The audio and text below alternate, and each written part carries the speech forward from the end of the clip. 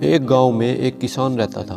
वह कड़ी मेहनत करके अपने खेत में अनाज उगाता था, परंतु जब भी उसकी फसल तैयार होती तो उसे किसान के काटने से पहले ही कबूतर और कोए आकर नष्ट कर जाते थे। यह हर बार की बात हो गई थी।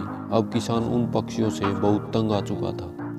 किसान ने अब ठान ही लिया था कि कैसे भी करके मुझे इन पक्षियों को पकड़ना ही होगा। एक बार जब उसकी फसल तैयार होने वाली थी, तब किसान ने अपने खेत में एक जाल बिछा दिया और ऊपर से दाने भी डाल दिए। ऊपर से चिड़ियों ने देखा तब उन्हें विश्वास ही नहीं हुआ कि इस बार फसल इतने जल्दी पक गई। सभी चिड़ियाएं आई और दाना चुगने लगी, लेकिन वे सब उड़ नहीं पाई क्योंकि अब वे बुरी तरह से किसान के बिछाए हुए जाल में फंस चुकी थी।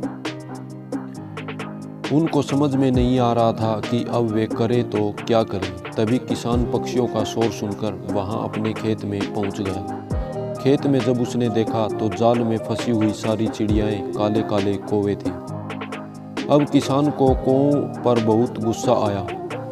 वह मन ही मन में सोच रहा था कि अच्छा तो मेरा नुकसान करने वाले कौवे थे, लेकिन अब तो इनके शोर का कोई फायदा ही नहीं। ये अब कुछ नहीं कर सकते। मैं इनको सबक सिखा कर ही रहूँगा। अब ये बुरी तरह से मेरे जाल में फंस चुके हैं। तब जाल में से कौओं की काँव काँव के बीच से एक करुण आवाज़ आ रही थी। वह आवाज़ एक नन्हे कबूतर की थी। किसान की नज़र उस पर पड़ी। किसान को उस पर दया आई। वह बोला, अरे तू यहाँ इन काले कौओं की संगति में कैसे पड़ गया? लेकिन अब कुछ नहीं हो सकता। जिस प्रकार गेहूँ के साथ घुन भी पिस जाते हैं, ठीक उसी प्रकार से कौओं के साथ साथ तू भी मेरा दुश्मन बन गया। तुझे भी मैं नहीं छोड़ूंगा।